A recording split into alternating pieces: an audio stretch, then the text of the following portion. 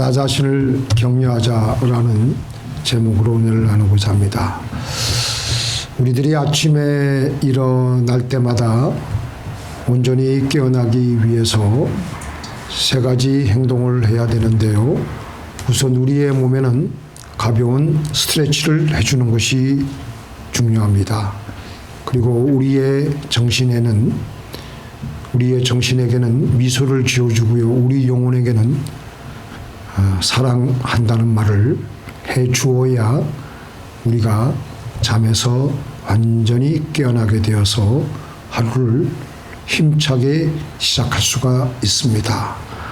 그래서 우리 영혼이 어떻게 하면은 사랑을 받느냐, 하나님께 기도하며 하나님의 사랑의 음성을 들을 때 우리 영혼은 깨어나게 됩니다.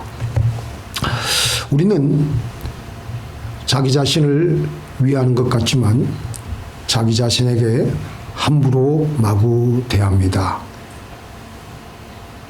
욕을 하는 것은 기본이고 우리 자신을 저주하기도 하고 또 우리 자신을 죽이는 행위를 서슴지 않게 나도 모르게 많이 할 때가 있습니다. 우리가 좀 내 자신을 위한다고 해봤자 본능적으로 우리를 위하는 것밖에 없습니다. 정말 우리 자신을 위하는 것은 없습니다. 그런데 하나님께서는 그렇게 자기 자신을 힘들게 하지 말고 자기 자신을 격려하라고. 내 영혼아, 내가 어찌하여 낭망하며 어찌하여 내 속에서 불안하여 하는가. 너는 하나님을 바라라. 그가 나타나 도우심으로 말미암아 내가 여전히 찬송하리로다. 시편 저자는 불안해하면서 떨고 있는 자기 자신에게 방향을 돌이켜서 자기를 격려하고 있는 것입니다. 이 시편 기자는 네 내면의 대화 속에서 내 영혼아, 내가 어찌하여 낭망하느냐, 왜 이렇게 불안해하고 있느냐, 너는 하나님을 바라라. 또 우리가 이 시편 42편을 쭉 읽어보면요, 이런 말씀이 나옵니다. 내 눈물이 음식이 되었고 원수들이 내 하나님이 어디에 있느냐 조롱한다. 그렇게 자기 혼자 얘기하고 있는데 아니야, 그가 얼굴에 도우심으로 말미암아 내가 오히려 찬송하리로다. 또 주의 폭포 소리에 깊은 바다가 서로 부르며 주의 파도와 물결이 나를 엄몰하도소이다. 그런 독백을 하다가도 하나님의 인자하심이 낮에는 나와 함께, 밤에는 찬송이 나와 함께 있다. 그렇게 무기력하게 압도당한다고 말을 하는 자기 자신에게 아니야, 하나님이 나와 함께 한다는 것을 내 자신에게 말하고 있는 것입니다. 그래서 자기 자신을 다시 일으켜 세우고 있습니다. 우리는 하루에도 수없이 많이 내면의 대화를 하고 있습니다. 자기 마음속에서 늘 자기에게 말을 하고 살아갑니다. 가만히 있어도 속으로는 계속 자기에게 알게 모르게 말을 하고 있습니다. 아침에 회사를 나가고 있는 회사원은 출근길에 아이고 이거 빨리 가야 되는데 내가 오늘 늦게 일어났구나, 늦게 준비했구나, 큰일 났다, 빨리 가야지, 이거 어떡하지 하면서 말을 합니다. 시험을 앞둔 학생은 아이고 내가 공부를 많이 못해서 어떻게 하냐, 이거 큰일 났다, 이렇게 말을 합니다. 이걸 영어로는 셀프 톡이라 그러기도 하고 자기 대화라고 부릅니다.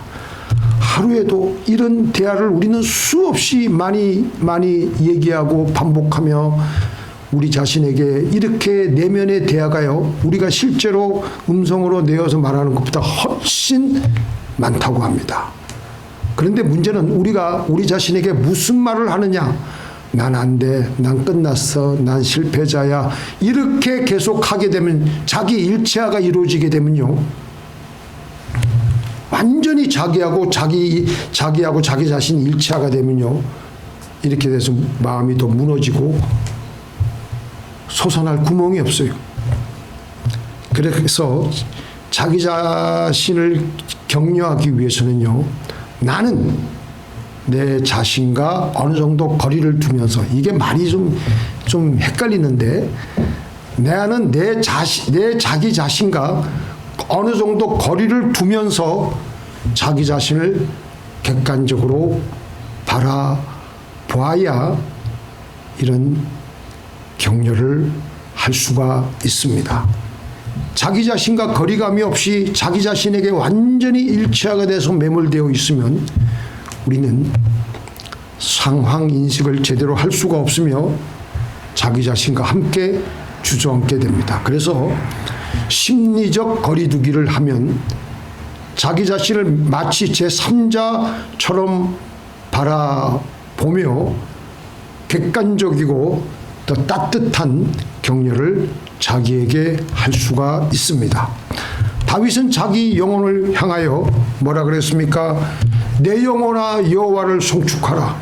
내 영혼아 여호와를 송축하라. 이렇게 우리가 자기 자신에게 말하는 것은 우리 삶의 일부예요.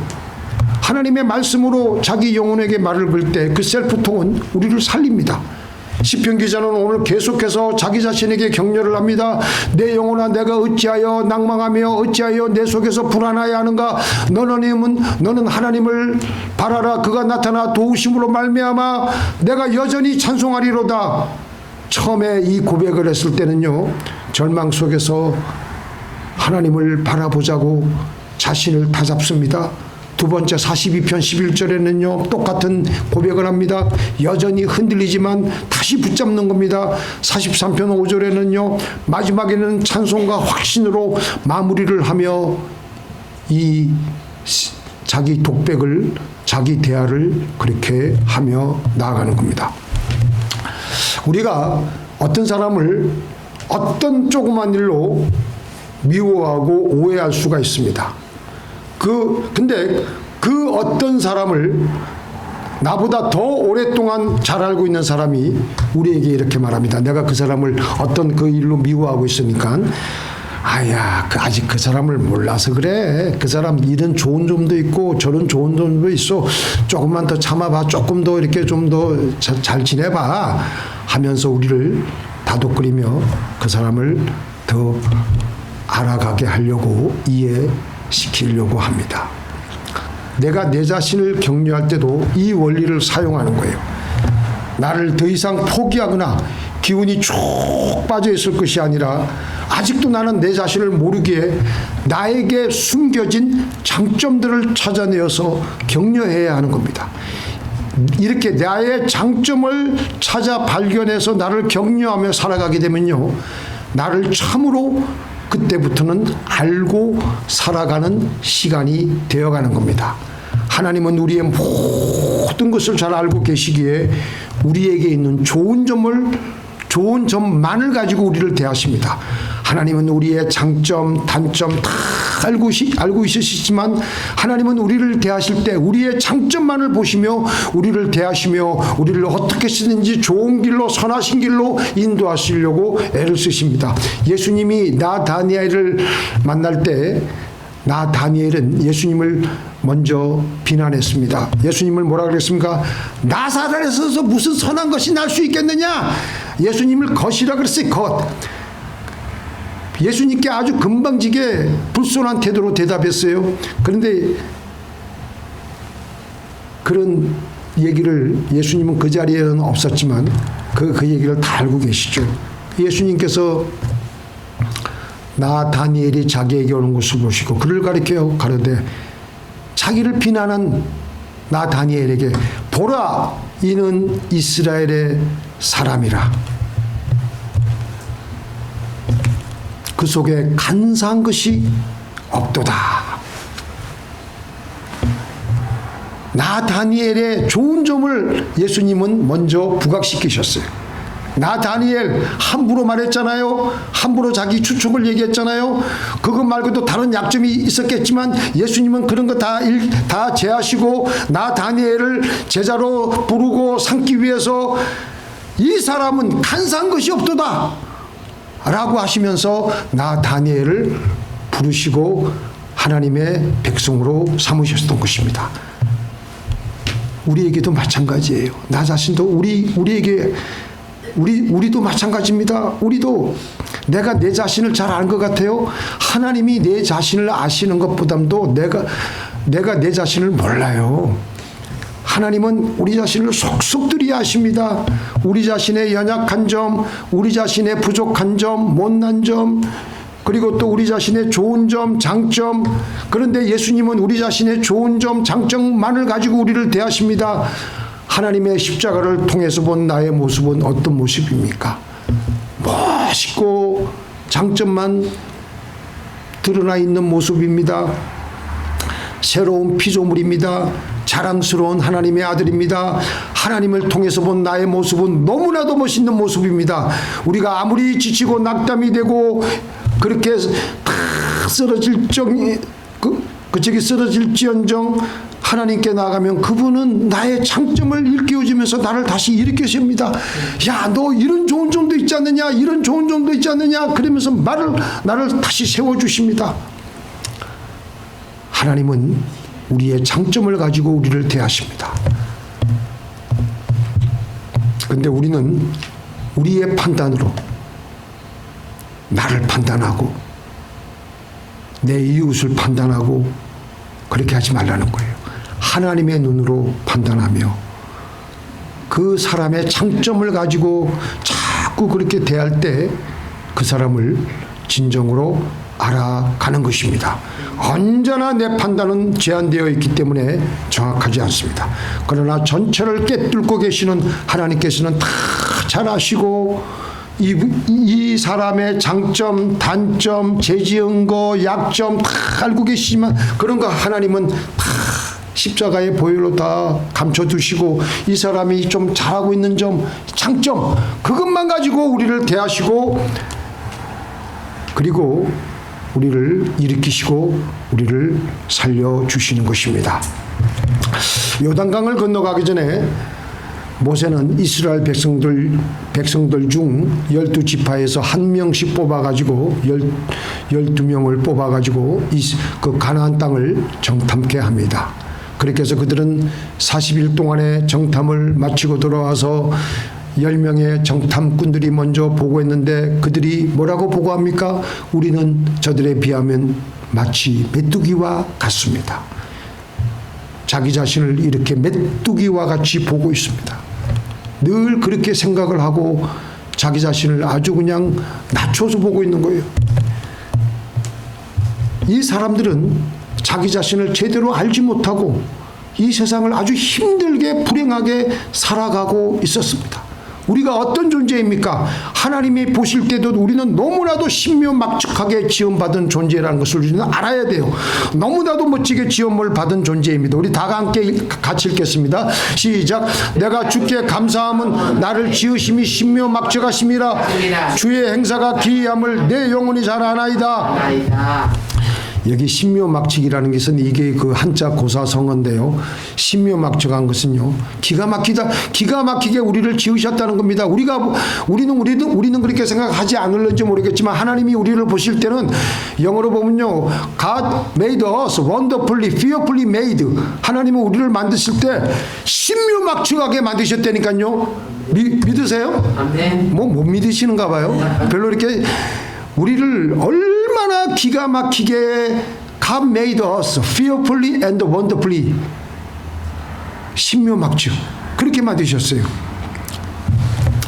사사기 3장 15절에 보니까요 이런 말씀이 나옵니다. 이스라엘 자손이 여호와께 부르짖음에 여호와께서 그들을 위하여 한 구원자를 세우셨으니 그는 베냐민 사람 게라의 아들 왼손잡이 에웃이라. 이스라엘 자손이 그를 통하여 모압 왕 에글론에게 공물을 바칠 때에 공물을 바치니까 얼마나 이스라엘 백성들이 이 모압 왕 에글론 또 이 에글론에게 얼마나 시달림을 받고 있었습니까?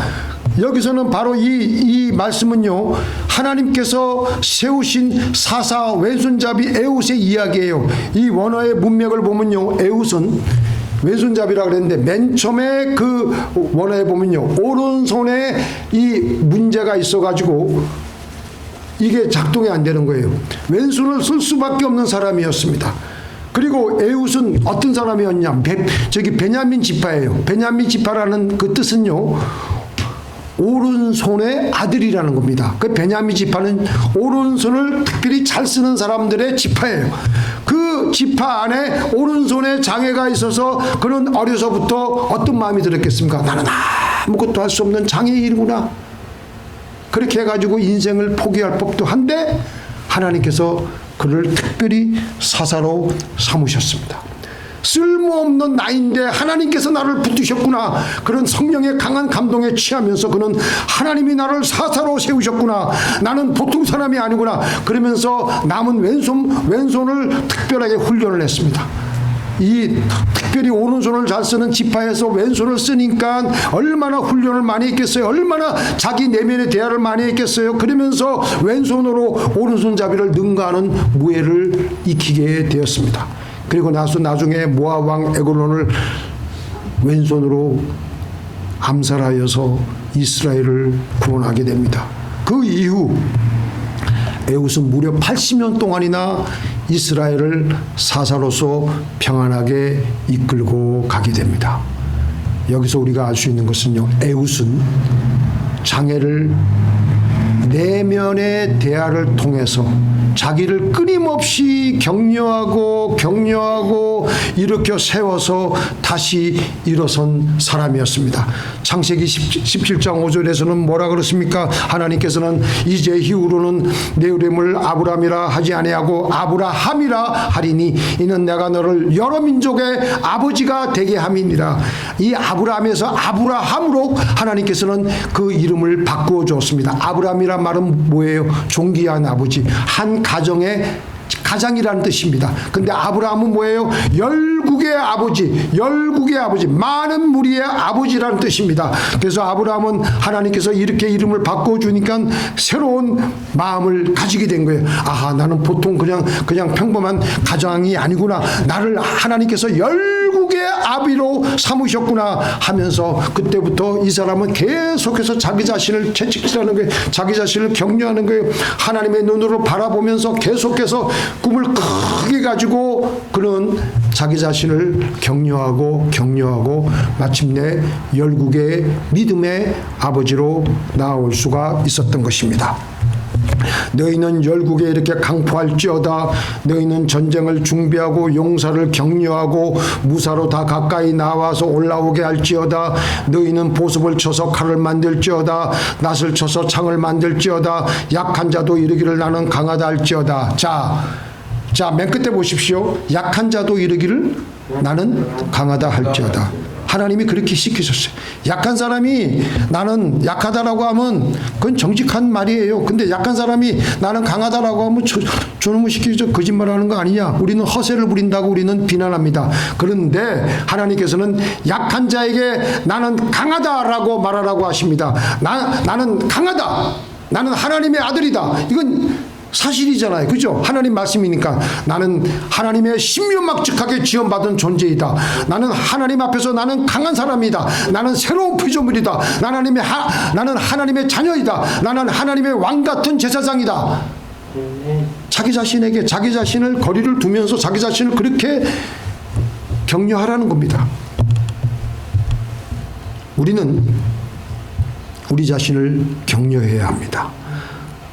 살기 힘든 세상, 우리의 영혼은 주눅이 들어서 영혼의 숨을 쉬기가 힘이 듭니다. 우리 영혼의 상소는요, 우리 영혼의 산소는 칭찬과 격려입니다. 칭찬은 사람들을 신나게, 즐겁게, 기쁘게 합니다. 칭찬은 고래도 춤을 추게 한다. 시월드에 가면 그 말이 나와요. 그죠? 잔 맥스웰은 격려는 영혼의 산소와 같다고 했습니다. 인간은 격려받아야 그 안에 있는 잠재력이 끄집어내어지게 되고 승리할 수 있습니다. 그리고 가장 중요한 것은요, 자기를 먼저 칭찬할 줄 알아야 돼. 자기를 격려할 줄 알아야 돼. 그런 사람이 이웃도 격려할 수 있고 칭찬할 수가 있습니다. 우리는 격려받아야 할 존재이면서 동시에 격려를 해야 됩니다. 가정과 교회 안에서도 서로 많이 격려해야 가정과 교회는 건강하게 됩니다. 자, 그 다음에 제가 읽어드릴게요. 신명기 20장 1절 4절 제가 읽어드릴 테니까 눈으로 잘 한번 보세요. 내가 나가 대적과 싸우려 할 때에 말과 병거와 민중이 너보다 많음을 볼지라도 그들을 두려워 말라. 애굽 땅에서 너를 인도하여 내신 내 하나님 여호와께서 너와 함께 하시느니라. 이건 누가 누구에게 말을 하는 거냐면요, 모세가 이스라엘 백성들에게 제네럴하게 일반적으로 쫙 말씀을 하고 있는 거예요. 그 다음에 제사장들에게 모세가 얘기하고 있는 거예요. 너희가 싸울 곳에 가까이 가거든 전쟁에 임박하게 되면 제사장은 백성에게 나아가서 어떻게 구하라? 그들에게 이르기를 이스라엘아 들으라. 너희가 오늘날 너희의 대적과 싸우려고 나왔으니 마음에 겁내지 말며 두려워 말며 떨지 말며 그들로 인하여 놀라지 말라. 너희 하나님 여호와는 너희와 함께 행하시며 너희를 위하여 너희 대적을 치고 너희를 구원하시는 자니라 할 것이며. 자, 3절 4절 한번 보세요. 모세가 제사장들에게 전쟁하러 나가는 이스라엘 군인들에게 최선을 다해서 이들을 격려하라고 당부하고 있는 겁니다. 전쟁하러 나가는 군인들이 자기 제사장들로부터, 하나님의 종 제사장들로부터 이런 격려를 받고 이렇게 인정을 받게 되면요, 군인들은 힘이 나가지고 있는 힘 다해서 싸우게 됩니다. 엘렌 맥그레스 박사는 인정을 받고자 하는 욕구는 인간의 기본적인 욕구 가운데 하나다. 우리는 다른 이들이 우리를 알고 인정하고 귀하게 생각한다는 것을 느낄 필요가 있다. 왜냐하면 우리를 지탱시켜주는 것은 바로 이런 느낌이기 때문이다. 이 욕구는 태어나자마자 생긴다. 첫걸음을 떼고 처음으로 자전거를 타고 우리는 누군가가 우리의 성취에 대해 갈취를 보내길 원한다. 인정은 우리의 사기를 진정시켜주고 자존감을 세운다. 칭찬과 격려는 긴장에 있는 영혼을 펴줍니다. 우리 영혼은 이 세상을 살면서 많은 상처를 받고 살아왔습니다. 우리는 수없이 물리고 찢기고 비난당하고 핥힘을 당하고 살아왔습니다.